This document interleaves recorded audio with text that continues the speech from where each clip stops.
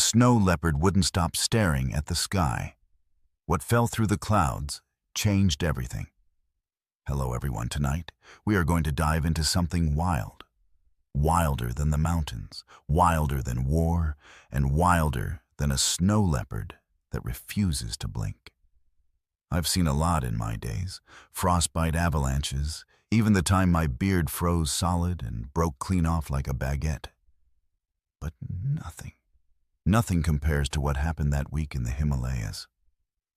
A snow leopard stared at the sky like it saw God. And what dropped through the clouds? It didn't just change my plans, it changed lives, mine, the leopards, and even one tiny animal that shouldn't have survived an hour in that cold. You probably won't survive this story if you're looking for something ordinary. This isn't a tale with maps and rules. It's raw, real, and yeah, occasionally smells like wet fur and burnt soup. So before you get comfortable, take a moment to like the video and subscribe, but only if you really like the story I'm telling. And tell me in the comments, where are you listening from? What time is it where you are? Now turn off the lights and let's enjoy the ride tonight.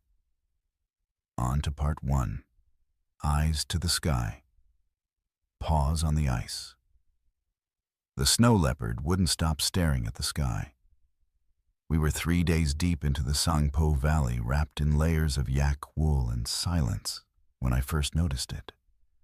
The cat barely a whisper against the white had frozen mid-step, not crouched like a predator, not curious like a cub, just frozen. Its golden eyes pointed skyward, wide and unblinking. Now I've tracked snow leopards for most of my life, and I've seen them leap over ravines and vanish into blizzards without a sound. But I had never seen one do what this one was doing, completely transfixed by clouds. It was just me and her up there. I called her Namka, means sky in Tibetan. Fitting, considering the stare. She wasn't my pet, and I wasn't her owner. But we understood each other. Kind of like two old mountaineers who'd been through too many storms to waste words. That morning we were scouting a glacial bend. I had my binoculars, my field notebook, and one thermos of yak butter tea, which by the way tastes like boiled regrets. My knees ached like unpaid debts, and my fingers had gone numb 3 hours ago. Just a regular day. Then Namka stopped. I followed her gaze, squinting past the bright haze. Nothing. Just thick clouds rolling low, swollen with the promise of another storm. But she wouldn't budge. And then came the cry. Not hers. This was high-pitched, sharp, desperate. We both turned toward it, instinct moving our feet before thought could. About 50 meters up the ridge, tangled in rusted fencing, left by some long-forgotten expedition, was a Tibetan antelope. Poor thing must have wandered off course and ended up twisted in barbed wire, the kind locals sometimes use to block snowdrifts from swallowing trails. Its leg was slashed deep. Blood on snow is a cruel kind of contrast, beautiful and horrifying all at once. Namka moved in, first slow and deliberate. I held my breath. Now here's the thing. They do eat antelope. That's the food chain. But she didn't pounce. She sniffed the air, circled, and then, would you believe it, sat down. I inched closer, heart pounding like a drum circle at a music festival. I crouched beside the creature and got to work cutting the wire with a rusted tool I keep for emergencies and removing the snare from its ankle. The antelope didn't even struggle. Maybe it knew. Or maybe it was too far gone to care. Namka stood guard, eyes still flicking upward, but her body now rigid alert. I swear it was like she knew something was coming. I patched the wound with strips from my undershirt, tried not to shake. The wind picked up, howling like a lonely thing, and ice crystals danced in the air like ashes. The antelope wouldn't last the night in that condition, so I did the only thing I could, I built a lean-to right there, using my tarp, my pack, and some stubborn optimism. Made a fire with pine shavings and old yak dung, glamorous life, right? And nestled the animal inside a circle of warmth. Namka didn't move the entire time. It was then that I noticed something odd about the sky. The clouds above us weren't just heavy, they were streaked, like something had punched through them. You know when a plane cuts a line through the atmosphere, like that but wider and more chaotic? I watched as the ripple slowly closed up like fabric, stitching itself back together. I'm no meteorologist, but I've lived in those mountains long enough to know skies don't do that on their own. That night I didn't sleep. Neither did Namka. We took turns checking on the antelope, feeding it warm broth, made from tea and crushed roots. Not exactly a Michelin meal, but it kept it breathing. Every few hours, Namka would lift her head again and stare at the clouds. At one point, I whispered to her, "You see something I don't?" She didn't answer. Snow leopards aren't big on small talk, but I couldn't shake the feeling that whatever had made that streak in the sky was still up there, watching, waiting. Around dawn, the clouds thickened to a bruise-colored mass. Then came the sound, a low rumble like thunder, but wrong. Too mechanical, too precise. It didn't roll, it throbbed. Namka stood tail twitching. The antelope stirred in its sleep. I clutched my binoculars and scanned the horizon. And that's when I saw it, a dark speck falling fast, spiraling, smoking, and trailing sparks like fireflies at war. It was heading right for the plateau below. Namka didn't wait. She bolted downhill, silent and fluid like a spirit in motion. I strapped on my snowshoes, doused the fire, and muttered a prayer to any mountain god still on duty. Then I followed her. What we found shattered every expectation I'd ever had. But we'll get to that soon. Part 2. What the storm dragged down. I wish I could tell you I ran like a mountain goat, graceful and sure-footed. Truth is, I stumbled like a sack of rice with knees. The snow was knee-deep and angry, clinging to my boots like it wanted me to turn back. My breath puffed out in frantic little clouds, and every step was a guess, a wrong one more often than not. Namka was already a speck ahead, leaping from rock to rock like the laws of gravity hadn't read the memo. By the time I reached the crash site, the smell hit me first, hot metal burnt insulation, and something chemical, like singed plastic wrapped in ozone. It wasn't natural, it didn't belong there. The object had punched a crater into the plateau about the size of a small pickup truck. Steam hissed from the snow-packed edges. And right in the middle sat what looked like a half-melted mechanical bird. The thing was scorched black with blades twisted like crumpled ribbon. Part of its casing was torn open, revealing circuits and wires that still sparked in defiance. A drone. But not the kind hobbyists fly around to annoy hikers. No, this was heavy duty. Military grade. Probably high-altitude surveillance or worse, delivery. And strapped beneath it, mangled but mostly intact, was a crate. Namka circled it, tail swishing. The crate was metal silver, dented on one side. No markings I could see.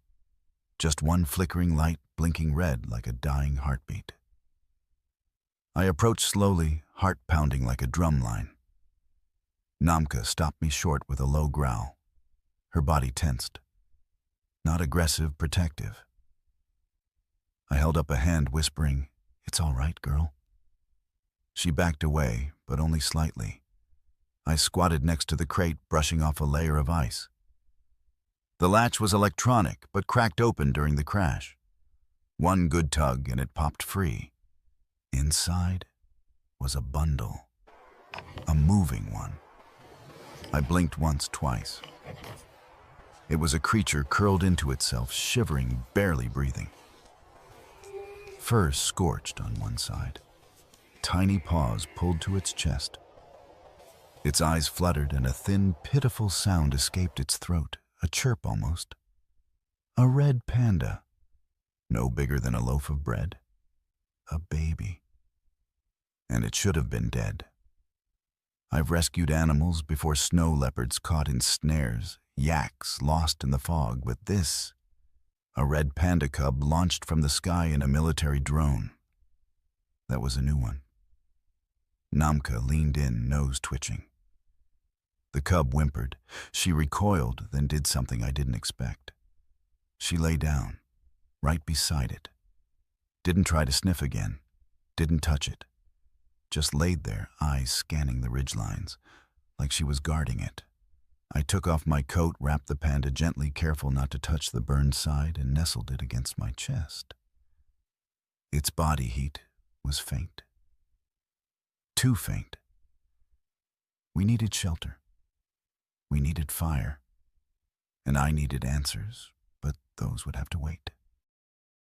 I strapped the cub inside my inner coat, zipped it tight, and gave Namka a nod. Let's get off this ice. The hike back to camp felt longer than it had any right to. The wind howled louder now, and the sky darkened. Snow began to fall not gently like a postcard scene, but sideways. Angry flakes biting at my cheeks. The cub whimpered once, then went limp. I didn't know if that was good or bad. Just kept moving. Namka stuck close now, never more than 10 feet away. Every few paces she'd glance back at the crate, then at me, like she was thinking, "What in the frozen hell have you just brought home?" When we reached the lean-to, the antelope was still there, breathing shallowly, but alive.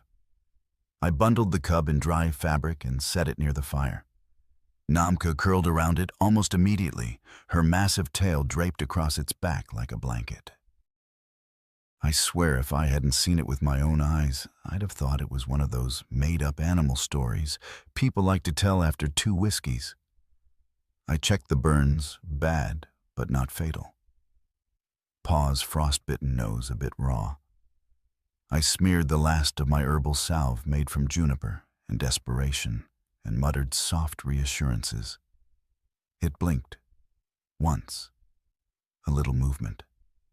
Enough to break my heart.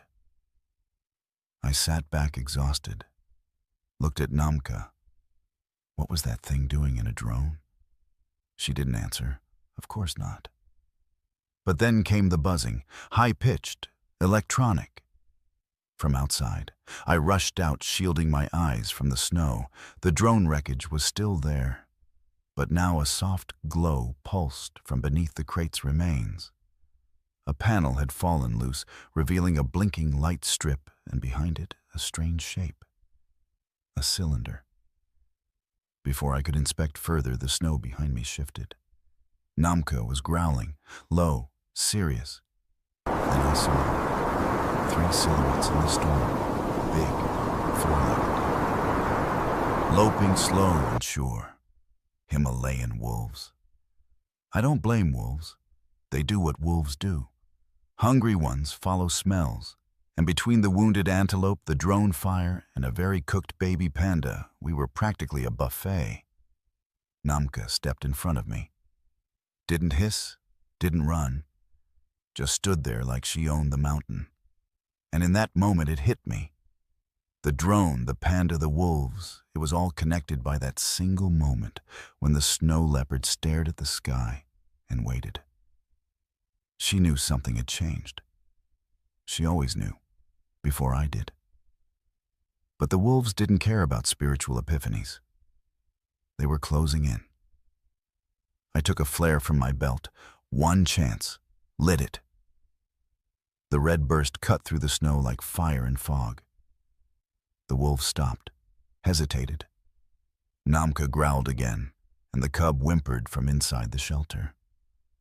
Something was coming, something worse than wolves. I could feel it in the air, but I didn't yet know the real threat wasn't those animals. It was the signal that drone had started sending, and it had already been heard. Part 3. The Cub Who Wasn't Supposed to Live.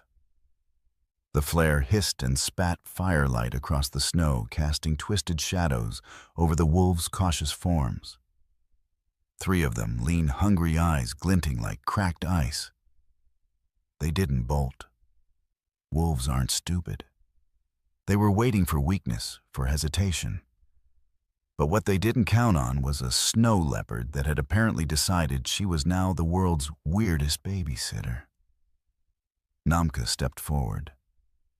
I've seen her stalk prey before, silent, patient, elegant. But this wasn't stalking. This was warning. A low snarl crawled up from her throat, and she crouched not to pounce, but to shield the entrance of our lean-to, where the cub lay bundled. That did it. The wolves faltered. One barked sharply nervous, and they backed off into the white blur. The flare died down, leaving us in a silence so sharp it hurt the ears. I stood frozen, my hands trembling not from cold, but adrenaline. I looked at Namka. You're not just a leopard, I said softly. You're a damn miracle. She didn't respond. Of course not. She just returned to the tent, laid back down beside the cub, and closed her eyes as if to say, I've done my job. Now you do yours? So I did. The storm pinned us there for 2 days. 2 full days of makeshift medical care, boiling snow for water rationing dried sampa, like it was gold dust, and keeping the fire fed with every shrap of fuel I could find, including a pair of thermal socks I'd grown emotionally attached to. The cub, small, helpless, and very grumpy when awake, started showing signs of life. Shivering stopped. Breathing slowed. Once it even sneezed into my glove and then bit it. I took that as a good sign. I named him Charu. It means little shadow. Seemed fitting, seeing as he'd come out of nowhere and was now stuck to us like bad luck. Namka took to him with a kind of quiet obsession. She'd nudge his head when he whimpered, growl low when the wind howled too loudly, and once even swatted me away when I got too close with a hot cloth. I backed off naturally. Who argues with a snow leopard? What fascinated me most was how she never left the tent. Not once. This was a creature used to scaling cliff faces and running 50 kilometers a night. But now, she stayed curled beside that little fuzzball, like her life depended on it. And maybe in some strange way, it did.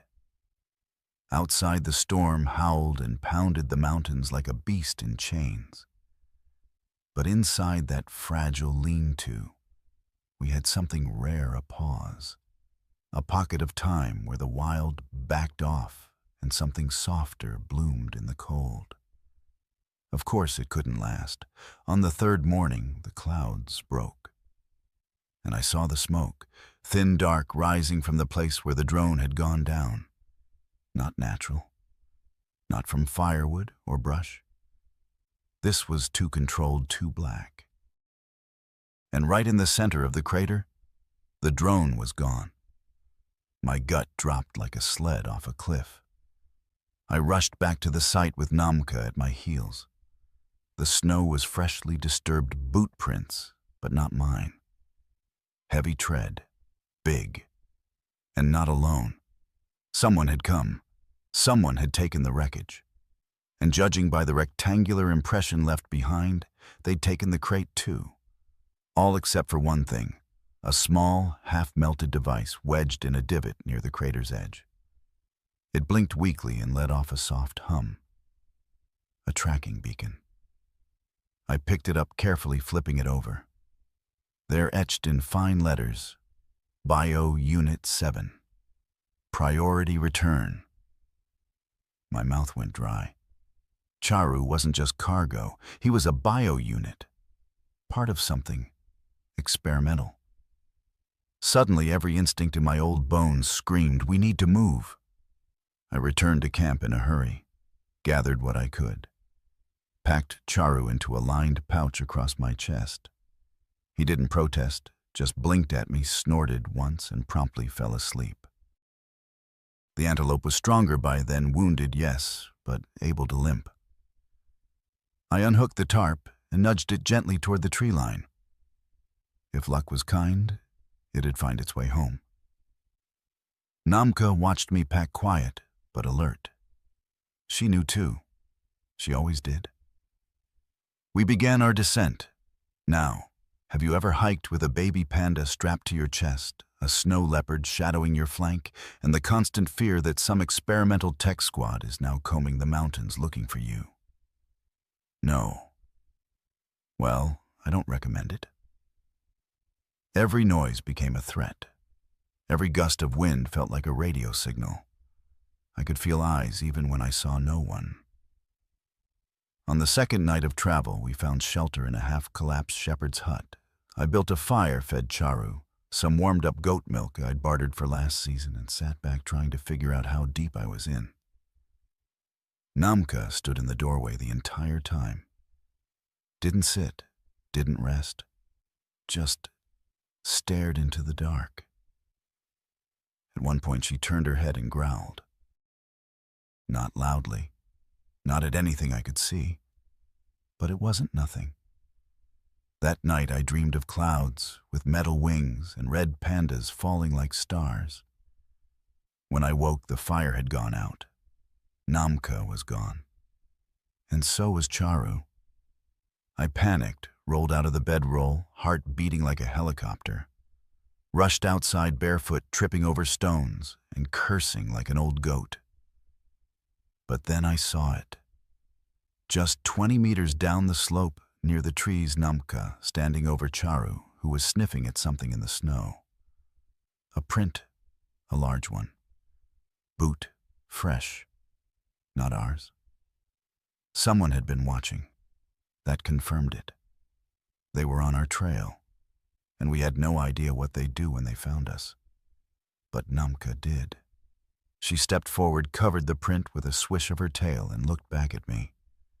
The message was clear. You watch the cub, I'll watch the world. Part 4. Silent Signals and the Stalking Pack. We moved again at dawn. I didn't sleep the rest of that night. I sat cross-legged near the embers, the little panda curled on my lap like a furry furnace with a cough.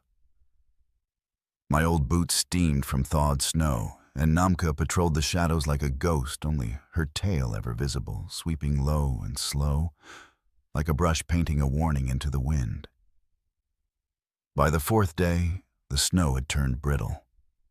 Sharp. Icy ridges underfoot made every step a gamble. One wrong move and your ankles twisted, your journey's over, and you become a story someone else tells if they find you. The sun rose strange that morning, bloody orange, like it hadn't slept either. I felt it before I saw it. That gut-tightening tension in the air, like before a storm or a fight or both.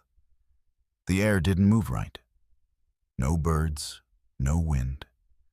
Just a static pressure building like the mountain itself was holding its breath. Then came the lights. Small at first, flashes along the ridgeline, no bigger than camera flashes, then more, then green ones, red, blue, pulsing. At first I thought aurora, but no. Too low, too rhythmic. Namka growled, not like before. This was different. Her tail fluffed, her ears flattened. She was scared. And I've learned something important in my years out there. When the apex predator is scared, it's time to leave the mountain. We ducked into a gully thick with dead brambles and half-frozen streams. I kept Charu zipped inside my coat. He seemed dazed now, like the lights were affecting him too.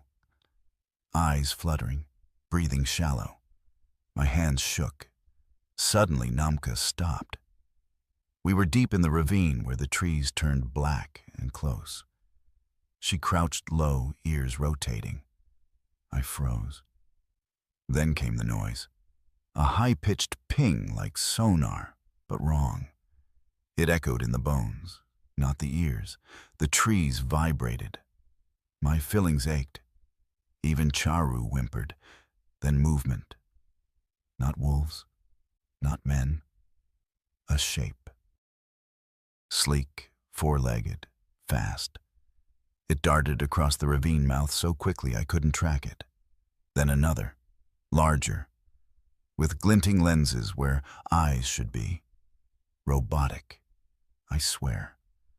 I ducked lower breath trapped in my throat. Another ping. Then a sound I'll never forget, Namka roaring.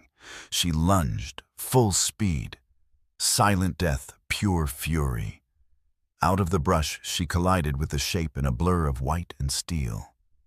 There was a metallic crunch, followed by a spark flash. Something squealed an artificial screech. Namka rolled scrambled up and darted back toward me, her shoulder bleeding. Bleeding. Whatever those things were, they could hurt her. I scooped up Charu and ran. No thinking, just running. Branches snapped behind us. Snow erupted. One of the metal beasts gave chase, its feet skimming the snow like skis' jointed legs, kicking at unnatural angles. I tossed my spare pack into the tree's distraction. It worked. The thing paused, sensors scanning the gear. Namka passed me, limping, but focused. She took the lead again. The ravine opened into a ledge. Below a steep slope and then salvation, a hidden valley. I recognized it. One of the old winter grazing spots the nomads used decades ago. Long abandoned, cradled in the mountain's arms like a secret. We skidded down. I fell once. Charu tumbled but bounced into a drift unharmed. Namka slid gracefully despite her injury. We collapsed in a hollow near a frozen spring. Safe for now. My lungs burned. Charu wheezed. Namka licked her shoulder, wincing. Then silence again. Not peaceful. Tense, the kind that squeezes your heart like it's testing for weakness. I crept out and examined the wound. Shallow, thank God. A gash from metal claws. I cleaned it, shaking, using my last bottle of boiled snow water and a prayer. Charu snuggled into her belly again, as if he knew it was his warmth that kept her fighting. And then another surprise. A sound. Beep, beep, beep. Slow, intentional. Close. My backpack. I tore it open and found the blinking device I'd taken from the drone crash. It was pulsing now. Then it spoke. A voice. Female, flat. Bio Unit 7, signal acquired. Retrieval in progress. Priority exfil ready. I stared at it. Retrieval, I muttered. Namka growled low, her body coiled. A shape appeared in the sky, black, sleek, rotors silent. A helicopter, but not any kind I'd ever seen. No markings, no flag, just matte black glass and cold efficiency. It hovered above the valley like a hawk staring down at prey. Then a spotlight. I flinched. So did Namka. A voice crackled through the wind. Remain still. Do not resist. Return of property required. Property. They meant Charu. I looked at the little creature in my arms, scared, half-burnt, shivering. A survivor. And suddenly I saw red. They weren't rescuing him. They were retrieving him, like lost luggage. Namka stepped in front of me. Again, always. The light brightened. Then I made a decision. A dumb one. A desperate one. But the only one I had. I pulled the tracker device out, stared at its blinking light, then chucked it with all my might into the gorge below. For a moment's silence. Then roar of the rotors. The chopper spun, tracking the signal as it moved. It followed. Disappeared into the fog. Gone. Namka and I looked at each other. She blinked. I laughed short, nervous, and too loud. Guess I just declared war on someone. We camped there that night, me a limping snow leopard and a stolen experimental red panda. No fire, just starlight. And for the first time in days, peace. But it wouldn't last. Not with what was coming through those clouds tomorrow. Part 5. Through the clouds. Something fell back. It happened just after sunrise. The frost hadn't even melted from my mustache. Charu was curled up under my coat, snoring like a leaky teapot. And Namka was licking the ice off her wounded shoulder when I heard it, a distant whoop, whoop, whoop, this time the unmistakable sound of rotors chopping air. But not from the direction I expected. Not the sleek, silent kind we'd dodged the night before. This one was louder, clunkier, human. A rescue chopper. For a second I froze. Was this a trap, a coincidence, or had someone finally picked up my emergency beaconacy? I hadn't told you this yet, but before we left the ridge where the drone had crashed, I jammed a transmitter into the snow and set it to broadcast on civilian emergency bands. Didn't think it'd amount to anything. Didn't even think I'd still be breathing to hear it respond. But here it was. An old Soviet-era Mi-17 bright orange paint barely holding on with 2 Tibetan rescue medics leaning out the side in thick yellow coats, waving frantically. They had no idea what kind of storm they were flying into. Namka tensed. She didn't like it. Her instincts told her to run. And honestly, mine too. But I was out of choices. I wrapped Charu tighter in the fur lining of my coat and stepped into the clearing. Waved with both arms. The downdraft hit us like a slap ice wind, and the kind of sound that rattles in your ribs. The chopper landed awkwardly on a flat patch, and 2 medics jumped out. One shouted, "Are you injured?" I shook my head. Not me. But he is. I opened my coat to show Charu.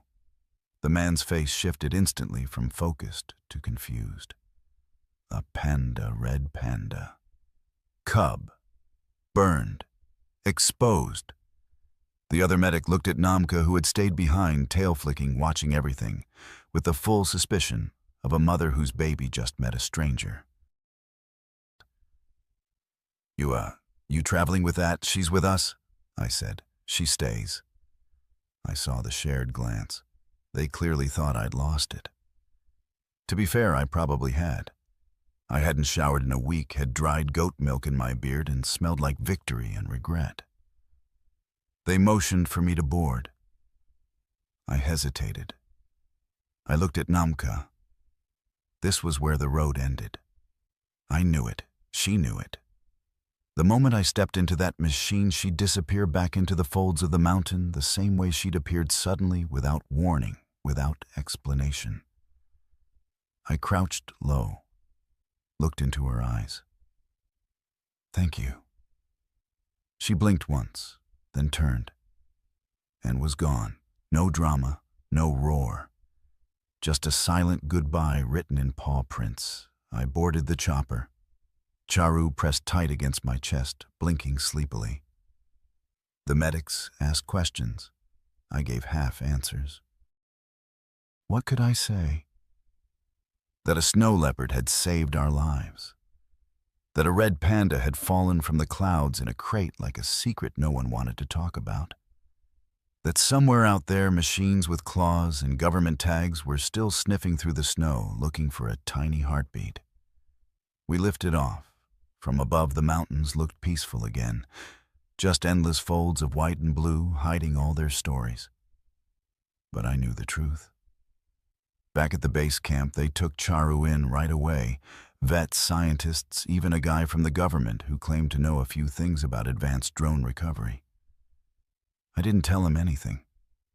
Not about the signal, not about the creatures, and certainly not about Namka. Charu was going to live. His lungs were strong, the burns healing. They even said he might be released to a sanctuary once he recovered. I hope that's true. I stayed at the station for a week, ate real food, slept in a bed that didn't smell like desperation. But I couldn't settle. Not really. On the 8th day, I left, back into the snow. Not to find Charu, not even to find answers.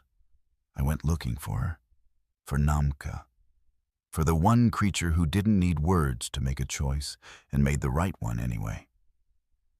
I've returned every winter since. Never once saw her again. But sometimes when the wind is low and the sky burns orange at dawn, I see tracks. Big ones, silent ones, always watching, and I wonder, what else fell through those clouds that day? What else changed? Not the mountain. It doesn't change.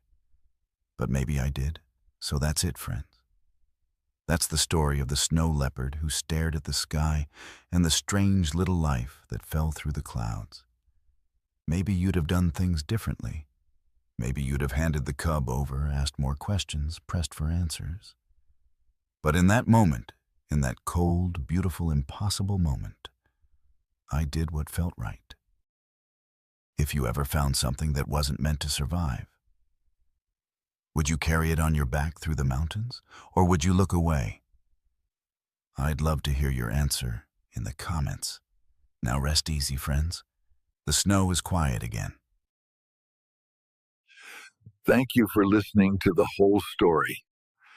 Tell me what you think by comment below.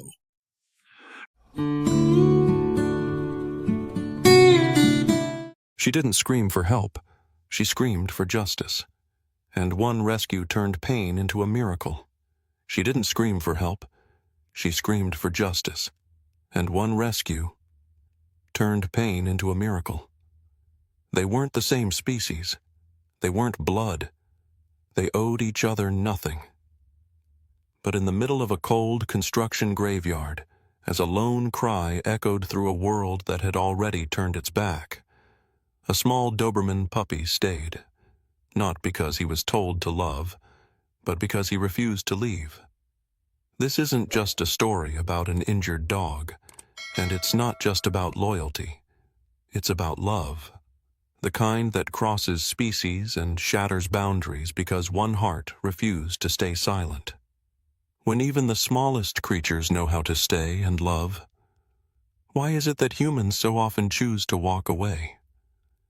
If you believe love doesn't need conditions, if you want to help share the beauty still left in this world, hit that subscribe button.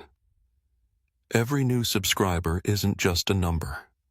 It's one more heart choosing to stay, to stand with Raven.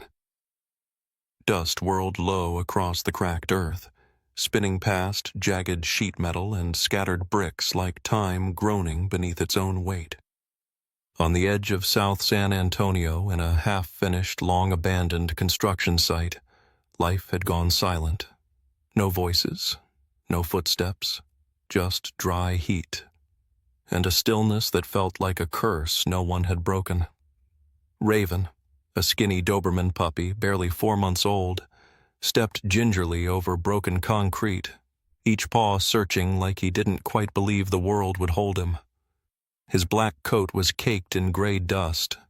His legs trembled faintly from hunger.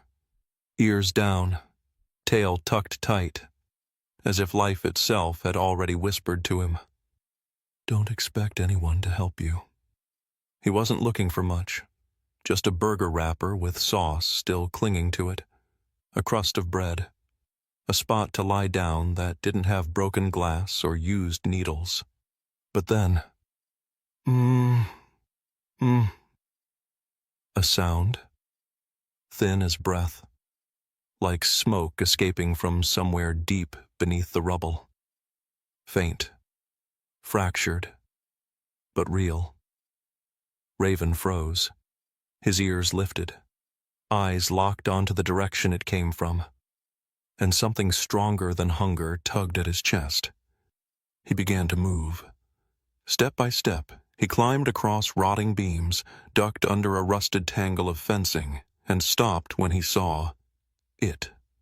A body, 3 times his size, lying on its side, half buried beneath a slab of shattered concrete. Blood had pooled thick and dark where the heat couldn't dry it, and a shallow breath barely disturbed the dust. It was a dog, an Australian shepherd, white and brown, once regal, now collapsed.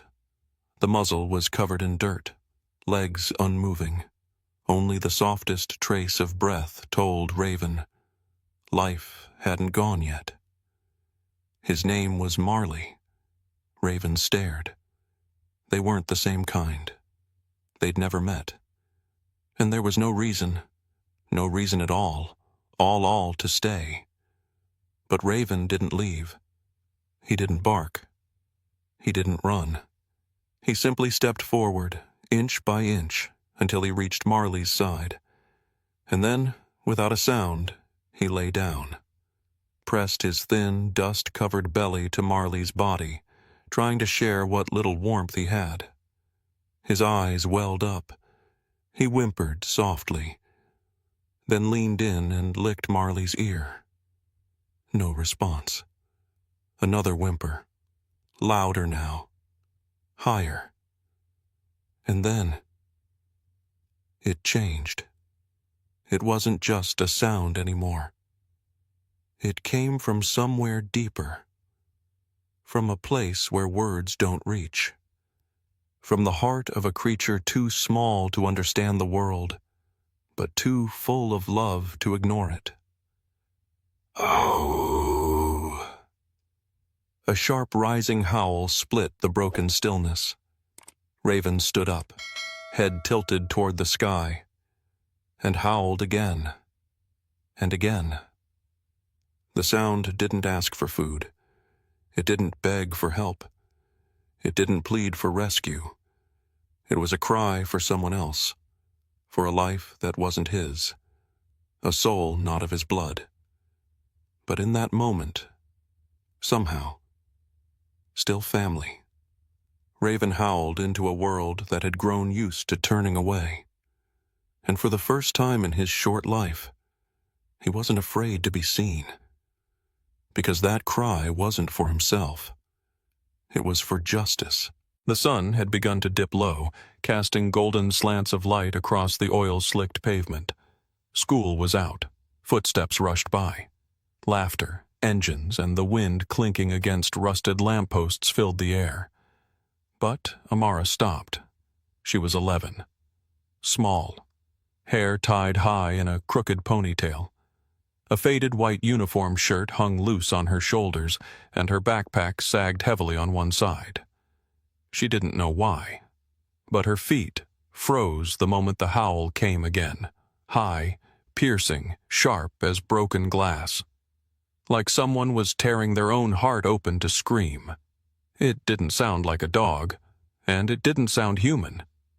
It sounded like a call. Like something dying with no other way to survive but to throw its pain into the world, hoping someone might hear it. Amara turned her head. Across the street was a vacant lot, the one her mother always warned her about. Rotten, dangerous, rats, used needles. But that didn't matter now, because what she saw was scarier than danger itself. Silence in the face of suffering. She ducked beneath the sagging wire fence, scratching her arm on rusted metal. 1 step. 2. Dust curled through the wind like smoke. And then she saw them. A puppy stood just ahead, half hidden in the fading light. Coat black as dusk. Skinny. Trembling. But his eyes, they burned like fire, and they were staring straight at her. He didn't bark, didn't growl. He just watched. And behind him, still like a fallen boulder, was Marley. A larger dog, pinned sideways beneath a fractured slab of concrete. His fur was matted with blood, eyes closed. One side of his mouth was swollen and dry. Amara's breath caught. She didn't move, didn't dare, but the puppy didn't snarl. Instead, he stepped toward her, then turned, gently nudging Marley's head with his nose, as if to say, "Here, you see him now. So, do something." Her heart thundered like a school drumline. Fingers trembling, she pulled the phone from her shirt pocket, dialed 911. Her voice cracked. "Hi, there's a dog. He's trapped, under concrete, still breathing. But there's this puppy here too. He won't leave him. I think he's trying to keep his friend alive. Please, please come fast. He's been howling forever." She hung up, then slowly stepped closer, kneeling down beside the puppy. Her hand reached out, lightly brushing his shoulder. Raven flinched, then stepped back, not out of fear, but out of instinct. The invisible line between protector and plea. "It's okay," she whispered. "I see him now. I hear you. It's okay." Raven let out a soft whimper, a breath that seemed to spill out after hours of being held in. Then he curled up next to Marley again, resting his head gently against the injured dog's chest, as if to hold on to every fragile heartbeat left. Amara sank to the ground. She didn't know what to do. She only knew she couldn't walk away, so she stayed, wide-eyed, arms wrapped around her backpack. Her heart was pounding against her ribs. 1 minute, then 2, then 5. The wind kept blowing, and the sun reached the edge of the rooftops across the street. Raven closed his eyes, pressed in tighter. And just then, a sound broke through. "Pin, pun, pun!" The distant whine of sirens. Amara leapt to her feet, waving her arms. Over here! There are 2 dogs. One's hurt. The other won't leave." Raven opened his eyes, lifted his head. Dust swirled in the air as the rescue truck rolled onto the gravel path. The door creaked open. A man in reflective gear stepped out, followed by 2 others with a stretcher and flashlights. "What in the world?" one murmured as he took in the scene. A puppy, standing guard in front of a collapsed dog buried in debris. "Don't touch him," Amara cried. "He's protecting his friend. Please, just be gentle." The older man nodded. "We'll be careful." And as they moved in, Raven stood still. He didn't run. He didn't budge. He just looked up, deep, calm, unblinking. And in that look, there was an entire world humans had long forgotten. A world where love doesn't need matching blood, or even the same species to be real. The beam of a flashlight cut through the dust-filled air, casting hazy streaks of light as if time itself had frozen in that space. 4 rescuers spread out around the rubble, testing for structural weight points. Meanwhile, Amara took a few shaky steps back, her heart pounding like a marching band drum inside her chest. But Raven didn't move. He stayed, right next to Marley. His small legs shifted slightly, trembling with nerves, but his gaze, steady as a battle-worn soldier. Anyone who came too close too fast, Raven looked up. Not a growl, not a bark, just a stare. Clear, still, and deep as a voice without words. "Easy. He's my friend." The oldest firefighter, Mr. Hall, knelt slowly and spoke gently. "We're not here to hurt him, kid. We're here to help." He placed his hand on the concrete slab, knocking lightly in a few spots to check for hollow space. When he gave the nod to begin lifting, Raven stepped back. Just 1 step. But his head never turned away from Marley. A steel rod slid beneath the edge of the slab. Then, Kriak! The weight of men met the weight of concrete. Sand trickled down like falling grains. Bricks cracked under pressure. And Marley whimpered, a soft, broken cry that barely escaped his throat. In an instant, Raven darted forward, not to stop them, but to press himself under Marley's chin, gently licking his nose. Amara broke. Tears burst from her eyes, a sob catching in her throat. She didn't know what hurt more, that weak cry, or the unshakable tenderness of a puppy who didn't owe anyone anything. "Hold on," Mr. Hall said. "We're hurting him." A vet tech who had joined the rescue team dropped to her knees. She placed her hand over Marley's chest. "The part is still pinned. He's got a pulse, but it's faint. We need to move fast, but gentle." 3 minutes passed. Every adjustment was slow, precise, measured like heartbeats. Finally, the slab lifted just enough for them to slide Marley out. The large dog's body sagged onto the stretcher like a wet cloth. One leg twisted unnaturally. His belly was swollen and bruised, fur matted with blood and dust. His head swayed slightly in the breeze. "We've got him," the vet whispered, as she injected a painkiller into Marley's hind leg. One rescuer flung open the back of the ambulance. The stretcher lifted. Marley was placed gently inside. But then, Raven jumped. A quick, firm leap. No hesitation. "Wait! He can't!" The vet gasped. Mr. Hall gently placed a hand on her shoulder and shook his head. "Let him go." Inside the ambulance, Raven didn't lie down.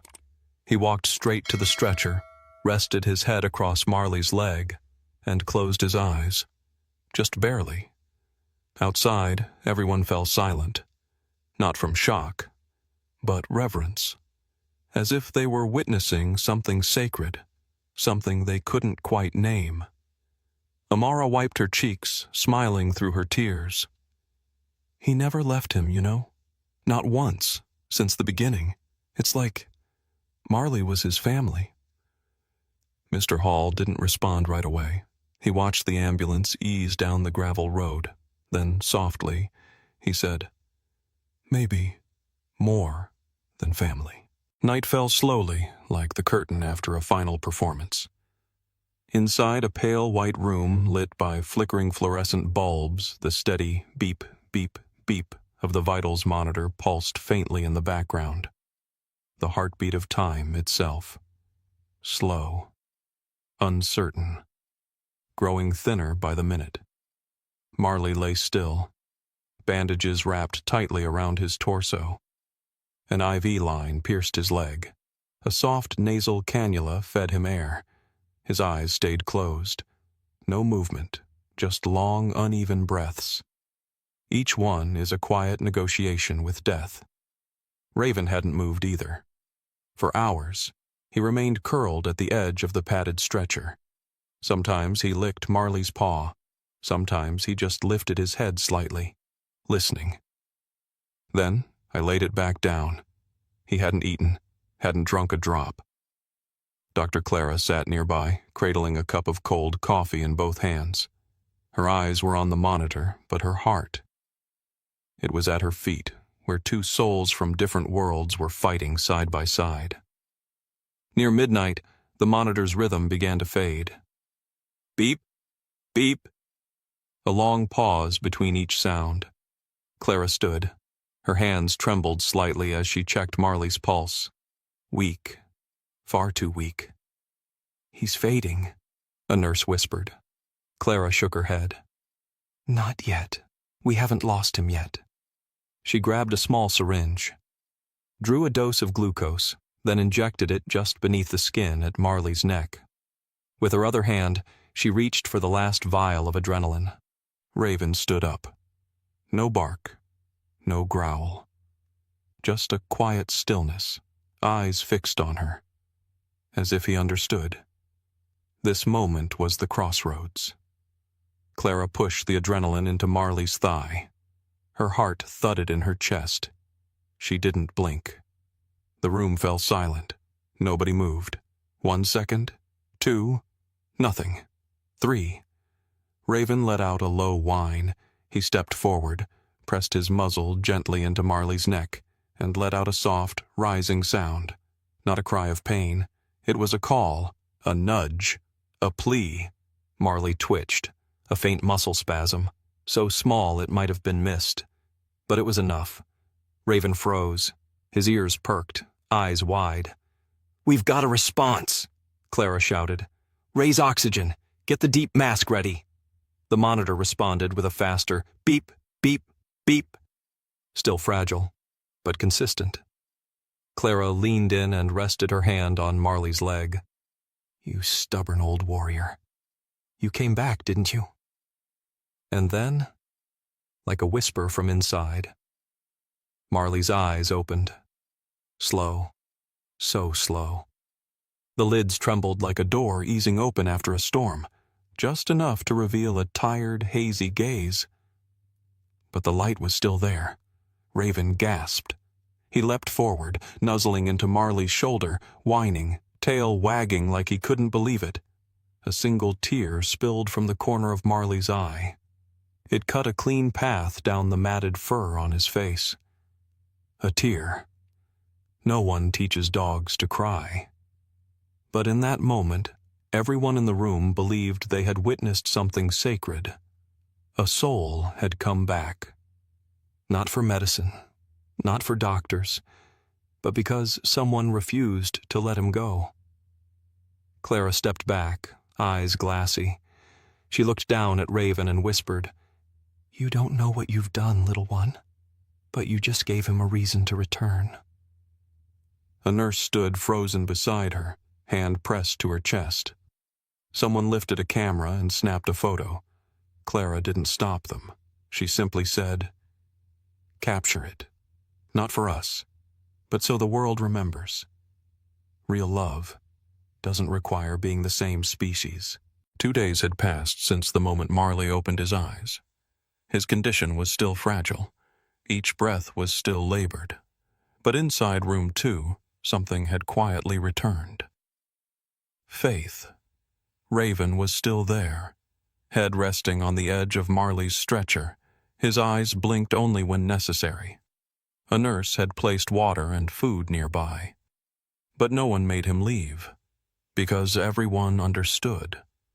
Where Raven lay was the strongest form of life support Marley had. On the morning of the 3rd day, Dr. Clara walked in holding a warm brown blanket. She spread it gently across Marley, adjusted the dressing, and then sat down beside Raven. "Warrior," she whispered, "he's still breathing, because of you." At the front desk, an 18-year-old receptionist named Josie had quietly recorded the moment Marley flinched, and Raven leaned in with a whimper. The clip was only 48 seconds long. No music, no edits. Just Raven, Marley, the soft hiss of a breathing machine, and the gaze of a creature that couldn't speak. But it was doing what humans should have done long ago. Josie uploaded the video with one simple caption. He wasn't family. He wasn't even the same breed. But this Doberman puppy never left. No one expected what would happen next. In just 12 hours, the video had spread across the state, then the country, then the world. Social media lit up. The hashtag #StayLikeRaven news outlets called it the Loyalty Rescue. Comments poured in. If a dog can love like this, what excuse do we have to hate each other? He wasn't the same species, but he chose to love. This story made me cry, but out of hope, not despair. TV stations reached out to Dr. Clara for interviews. She declined. "This isn't my story," she said. "It belongs to 2 souls who reminded me how to believe in what's right." Outside room 2, strangers began dropping off food, blankets, flowers, and handwritten notes for Raven, who held his friend's soul with his whole heart. For Marley, who lived because he knew he was needed. On Wednesday afternoon, Amara, the 11-year-old girl who first stopped in the street, came to visit. She stood quietly at the doorway, hugging her old backpack. When Raven saw her, he walked slowly over and pressed his head into her leg. Amara knelt down and hugged him tightly, eyes glassy. "Thank you for not leaving him behind. And thank you for helping me believe in beautiful things again." From his bed, Marley turned his head, slowly, weakly, but deliberately. A few minutes later, a nurse stepped out and whispered to Clara, "We just saw it. Marley licked Raven's ear, for the first time." Clara smiled softly. The world could use more moments like that. Meanwhile, in a quiet park in San Antonio, city officials made a decision. They installed a wooden memorial sign near an old oak tree. On it, engraved in bronze, "He wasn't the same species, he wasn't blood, but he stayed. And because of that, a life was saved." The story of Raven and Marley. 3 weeks after that life-or-death night, on a clear early autumn morning, Raven and Marley stepped through the wooden gate of a small farm just outside the city. A place where, for the first time in their lives, neither of them was astray in anyone's eyes. Dr. Clara stood waiting. Her hand rested on the gate. Golden light spilled across her graying hair. "Welcome home," she whispered. The farm wasn't big, but it was enough. Enough peace, enough warmth. A low wooden fence, a porch with wind chimes clinking in the breeze, a small garden, and beyond that, a range of violet hills fading into the morning sun. Marley walked slowly, one careful step at a time, but he no longer needed oxygen, no more IVs. And right beside him, like a loyal shadow, Raven moved in sync, never taking his eyes off the friend who'd made it. Clara laid an old blanket beneath a mango tree. The two lay down, as if they had belonged to that place all along. A few days later, a photographer visited, but she didn't pose them. She simply captured one candid shot through the window. Raven curled beside Marley, his head resting gently on the old dog's back. Sunlight filtered through the leaves, casting a thin line of gold across both their cheeks. A peaceful sleep. That photo made the cover of a national magazine with the headline, "You don't need shared blood to love like family." On a Sunday afternoon, Amara came to visit. She brought a drawing, made with colored pencils. Raven and Marley are standing side by side, a half-black, half-white heart behind them, stitched together by a single golden thread. Clara pinned it right beside the dining table. Later that same evening, a small group of students arrived to hear the story of the dog who refused to leave. Clara sat under the porch, her voice calm and certain. He was young, hungry, abandoned, but when he heard someone else in pain, he didn't walk away. He stayed. He didn't know why. Just that, if he didn't, the world might have lost a life that day. A month later, an animal rescue organization officially launched a new initiative called the Raven Project, with the slogan, "We don't walk away, no matter who, no matter what species." The image of Raven and Marley became a symbol, printed in vet clinics, schools, libraries, and even churches. Letters poured in. About Clara, about Amara, but most of all, about Raven. Winter came. Snow fell softly across the dry fields. One cold afternoon, Clara placed a small wooden sign at the gate of the farm. Carved from oak, its letters shimmered faintly in the golden light. True love doesn't require being the same species. Only a heart that refuses to leave. That evening, Marley stepped onto the porch, lying down on the familiar blanket. Raven curled up beside him, just as he always did. Clara joined them, Amara too. The girl had grown taller since that first day, but her eyes were the same, quiet, deep, full of understanding. The three sat there in silence, listening only to the wind, to the breath, and to one more sound, so soft it could barely be heard, the steady heartbeat of Raven right beside Marley's slow, peaceful breathing. Because in the end, what makes this story last? Isn't that extraordinary? It was true. Raven wasn't kin. He wasn't the same species. He had no reason to stay. But he stayed. In a world where so many walk away from those who are different. A little Doberman puppy reminded us how to love without conditions.